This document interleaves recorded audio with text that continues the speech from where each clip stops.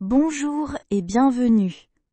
Aujourd'hui, nous allons écouter une histoire simple en français, spécialement pour ceux qui apprennent cette belle langue. Écouter des histoires en français chaque jour est une excellente manière de progresser. N'oubliez pas de liker, de vous abonner à la chaîne et de nous dire en commentaire de quel pays vous nous écoutez. Maintenant, installez-vous confortablement, prenez une grande inspiration et commençons notre histoire. Clara a 30 ans. Elle vit seule dans un petit appartement à Lyon. Chaque matin, elle se lève à 7 heures. Elle boit une tasse de café noir et mange une tartine avec de la confiture. Ensuite, elle prend une douche rapide et s'habille. Clara travaille dans une librairie. Elle aime son travail, car elle adore les livres et parler avec les clients. En allant au travail, Clara écoute toujours un podcast en français. Ce n'est pas son podcast préféré, mais il l'aide à améliorer sa compréhension orale. Dans le métro, elle regarde les gens. Certains sont fatigués, d'autres sont pressés. Elle sourit parfois à des inconnus, et parfois ils lui rendent son sourire. Clara a commencé à apprendre le français il y a 2 ans. Au début, c'était très difficile. Elle ne comprenait presque rien. Elle avait peur de parler. Elle faisait beaucoup de fautes. Mais elle n'a jamais arrêté. Tous les jours, elle lisait un peu, écrivait dans son journal et écoutait la radio française.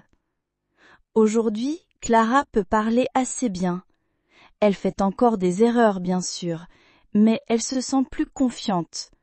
Elle peut commander au restaurant, demander son chemin et même discuter avec ses collègues.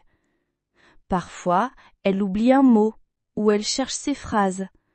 Mais elle continue à parler, doucement et avec patience. Un jour, un client est venu à la librairie. Il cherchait un livre sur l'histoire de la France. Clara lui a proposé plusieurs livres. L'homme était impressionné par son français. Il lui a dit « Vous parlez très bien. Ce n'est pas votre langue maternelle ?» Clara a souri. Elle a répondu « Non, mais je pratique tous les jours. » Le soir, Clara rentre chez elle vers 19 heures. Elle prépare un dîner simple, une soupe, une salade ou des pâtes. Puis, elle s'assoit dans son canapé avec un roman français. Elle ne comprend pas chaque mot, mais elle devine le sens avec le contexte. Et si elle ne comprend vraiment pas, elle note le mot pour le chercher plus tard.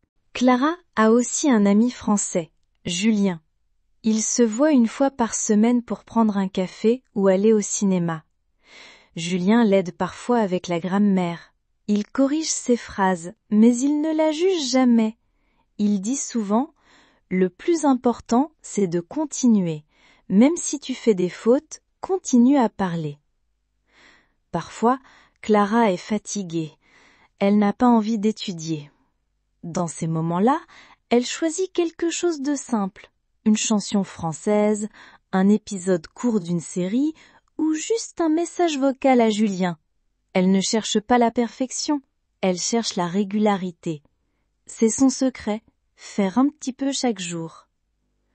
Un samedi, Clara est allée dans un café près de chez elle. Elle a commandé un café au lait et a sorti son cahier de vocabulaire. Une femme à la table voisine l'a regardée et a dit « Vous apprenez le français ? Moi aussi !» Elles ont commencé à parler. Elle s'appelait Maria, elle venait d'Espagne. Depuis ce jour-là, Clara et Maria se retrouvent chaque semaine pour pratiquer ensemble. Clara aime cette routine. Elle n'est pas parfaite, mais elle est engagée. Elle voit des progrès, petit à petit. Elle comprend mieux les films, les conversations dans la rue, les articles sur Internet. Chaque jour, elle apprend un mot nouveau, une expression utile. Et parfois, elle se surprend à penser en français. Un soir, Clara a rêvé en français. Dans son rêve, elle était à Paris, dans un petit marché, parlant avec des vendeurs. Quand elle s'est réveillée, elle a souri. C'était un signe. Elle sentait que la langue faisait maintenant partie de sa vie. Elle n'était plus seulement une élève, elle était devenue une vraie utilisatrice du français. Un jour, Clara a décidé de s'inscrire à un atelier de conversation en français. C'était le mardi soir dans une petite salle à côté d'une bibliothèque municipale. Au début, elle était un peu stressée. Il y avait 6 autres personnes. 2 Italiens, une Allemande, un Japonais, une Brésilienne et un homme marocain. Tous avaient un niveau différent, mais tous avaient le même objectif, parler le plus possible. Le professeur du groupe s'appelait Pierre. Il avait beaucoup d'énergie et toujours le sourire. Il ne parlait qu'en français, même quand quelqu'un ne comprenait pas. Il utilisait des gestes, des dessins ou des objets pour expliquer. Clara aimait cette méthode. Elle se sentait immergée dans la langue. Chaque semaine, il parlait d'un thème différent. Les voyages, la nourriture, la famille, les rêves. Clara participait activement. Elle faisait des erreurs, bien sûr, mais elle osait parler. Petit à petit, elle gagnait en fluidité. Les autres participants devenaient aussi ses amis. Un jour, après l'atelier, Pierre est venu lui parler. Il lui a dit « Tu sais, Clara, tu progresses très vite. Ce n'est pas seulement parce que tu viens chaque semaine, c'est parce que tu es régulière. Tu vis avec le français tous les jours. » Clara a rougi un peu, mais elle était fière. Quelques mois plus tard, Clara a eu une idée. Elle voulait créer un petit club de lecture en français pour les apprenants. Elle a parlé de ce projet à Maria, Julien et d'autres amis. Tout le monde a dit oui. Chaque mois, ils choisissaient un livre simple, facile à lire, et se retrouvaient dans un café pour en discuter ensemble. Le premier livre était une nouvelle courte d'un auteur français moderne.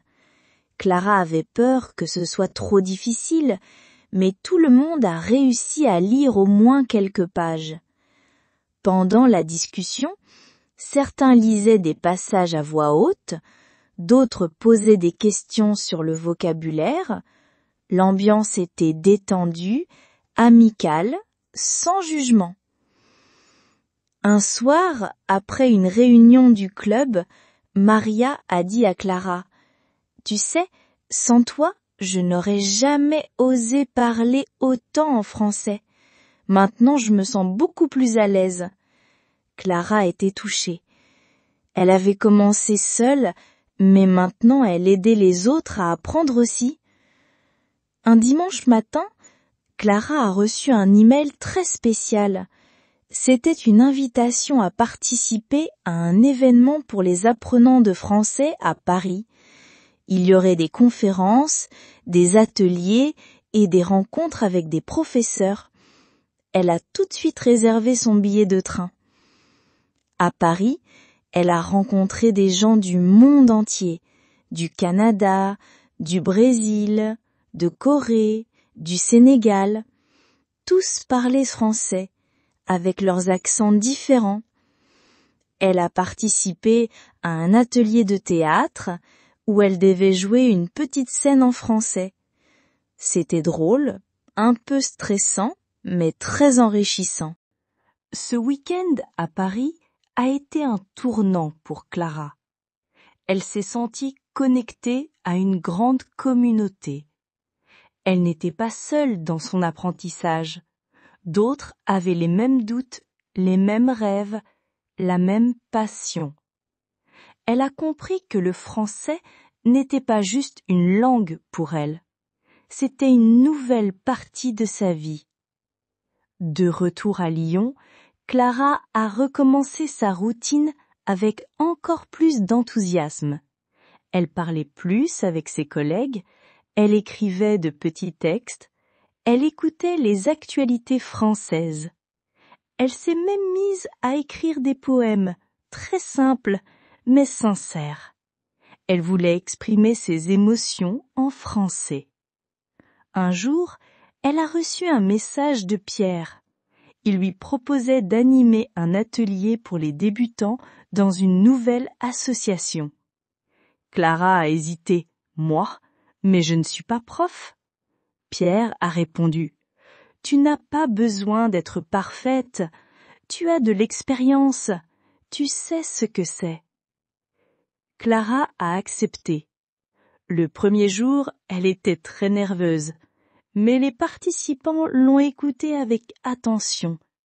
Elle leur a parlé de son propre parcours, de ses erreurs, de ses réussites. Elle leur a dit « Ce n'est pas grave si vous faites des fautes, l'important c'est de pratiquer. » Avec le temps, Clara est devenue une référence dans son petit cercle.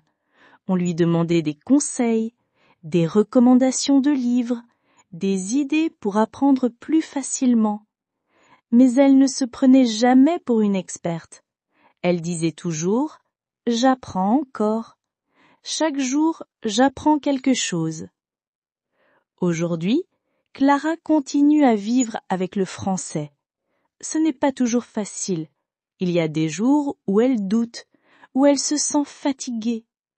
Mais elle se souvient de son premier jour, quand elle ne comprenait presque rien. Et elle regarde le chemin parcouru. Elle sourit. Elle continue. Merci d'avoir écouté cette histoire. Si vous aussi vous apprenez le français, souvenez-vous, ce n'est pas la perfection qui compte, c'est la régularité. Même 5 minutes par jour peuvent faire la différence. À bientôt pour une nouvelle histoire. Et n'oubliez pas de liker, de vous abonner et de nous dire en commentaire d'où vous regardez la vidéo.